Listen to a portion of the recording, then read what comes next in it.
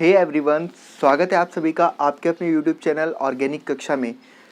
बच्चों, हम लोग क्लास 11th का chapter number 2 structure of atom कर रहे थे, जिसमें आज मैं आप लोगों को बताऊंगा कि किस तरीके से जो इलेक्ट्रॉन्स है अब हम लोग फिल करेंगे। पहले हम लोग जब 9th क्लास में थे या 10th में थे, तब तक जब हम इलेक्ट्रॉन फिल करते हैं हम लोग KLMN शेल में फिल करते हैं। लेकिन अब हम लोग किस तरीके से जो इलेक्ट्रॉन फिलिंग का एक अलग तरीका है उसको हम लोग अपनाएंगे। ठीक है, तो चलिए हम लोग शुरू करते हैं।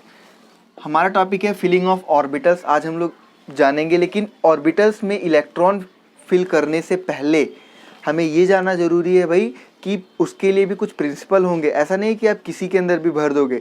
तो हमारे पास 3 जनरल प्रिंसिपल होते हैं जिसको ध्यान में रखते हुए हम लोग इलेक्ट्रॉन्स को फिल करते हैं। सबसे पहला प्रिंसिपल है हमारा अबोव प्रिंसिपल। अबोव प्रिंसिपल क्या कहता है? In the ground state of atoms the orbitals are filled in order of their increasing order. यानी कि ग्राउंड स्टेट में जो एटम्स के अंदर एटम्स के जो ऑर्बिटल्स होंगे, जब हम उसकी फिलिंग करेंगे, उसके अंदर जब इलेक्ट्रॉन भरेंगे तो हम हमेशा एनर्जी को ध्यान में रखते हुए भरेंगे। यानी कि जैसे जैसे एनर्जी इंक्रीज होगी उसी हिसाब से इलेक्ट्रॉन जो है भरे जाएंगे। सबसे पहले कम एनर्जी वाले ऑर्बिटल में भरे जाएंगे, फिर उससे ज़्यादा वाले में भरे जाएंगे। ठीक है। दूसरा, Pauli exclusion principle. Pauli exclusion principle क्या कहता है? ओनली 2 इलेक्ट्रॉन्स में exist in the same orbital.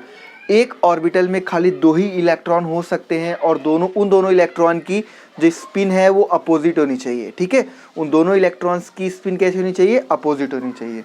Third हमारे कहता है हुंड्स रूल। हुंड्स रूल क्या कहता है? Pairing of electrons in the orbital belonging to the same subshell P, D और F does not take place until each orbital belonging to that subshell has got 1 electron। यानी कि अगर हम लोग P, D या F में अगर हम लोग इलेक्ट्रॉन की फिलिंग करते हैं तो उस केस में क्या होगा कि पहले सभी ऑर्बिटल्स को, यानी कि P में 3 ऑर्बिटल होंगे तो तीनों ऑर्बिटल को पहले एक एक इलेक्ट्रॉन देना पड़ेगा। अगर फिर एक्स्ट्रा इलेक्ट्रॉन बचता है देन हम लोग क्या करेंगे? पेयरिंग करेंगे। पेयरिंग तब तक नहीं होगी जब तक सभी को एक एक इलेक्ट्रॉन नहीं मिल जाएगा। Got it? तो चलिए, अब ऑर्बिटल कैसे बनते हैं, हम लोग इलेक्ट्रॉन की फिलिंग कैसे करते हैं, उस चीज को मैं आप लोगों को समझा देता हूं।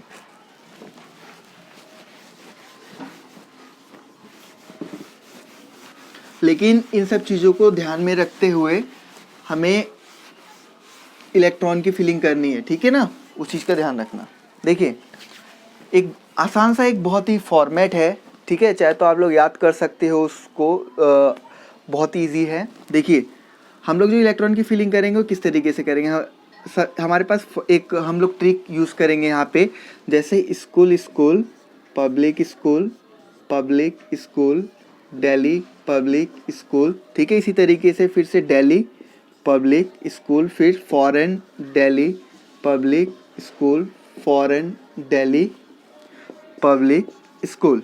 ठीक है, ये एक ट्रिक है। आप लोग चाहे तो इस ट्रिक को आप आजमा सकते हो। इसमें आप लोग कभी गलती नहीं करोगे। ठीक है, क्योंकि कन्फ्यूज़न हो जाती है भाई कि S के बाद 1S का आएगा, 2P का आएगा, 3S आएगा, 4D आएगा, तो यहाँ पे कन्फ्यूज़न नहीं होगी।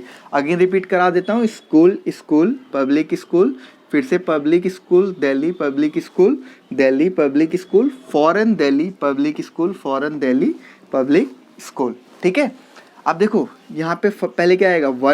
1S के बाद दूसरा S है तो 2S के बाद है तो फिर 2P, देन क्या आ जाएगा? 3S। ठीक है, और यहाँ पे क्या आ जाएगा? 3P, देन 4S और यहाँ पे 3D। एक कन्फ्यूज़न आप लोगों की दूर कर दूं कि आप ये सोच रहे होगे कि जो P है वो 1 से क्यों नहीं स्टार्ट हुआ। तो P 1 से स्टार्ट नहीं हो सकता। P ऑर्बिटल हमेशा सेकंड वाले पीरियड में हमें मिलता है। ठीक है, फर्स्ट वाले पीरियड में तो नहीं मिलता। देखो, फर्स्ट 1-2 ही वहाँ पे एटम्स रहते हैं, हाइड्रोजन और हीलियम, तो P हमारा सेकंड से स्टार्ट होगा। देन D हमारा थर्ड वाले पीरियड में स्टार्ट होता है तो D थर्ड से स्टार्ट होगा। ठीक है, यहाँ पे कितना हो गया? 1S 2S 2P 3S 3P 4S 3D, तो यहाँ पे 4S के बाद 4P, देन 5S, उसके बाद 3D के बाद क्या हो जाएगा? 4D, 5S के बाद 5P, देन उसके बाद 6S। ठीक है, इसी तरीके से हम लोग F वाले में भी आगे फर्दर फिलिंग करते जाएंगे, है ना। अब मैं आपको एक एग्जांपल लेके समझाता हूँ कि किस तरीके से। देखिए, यहाँ पे तो आप लोगों ने इतना देख लिया।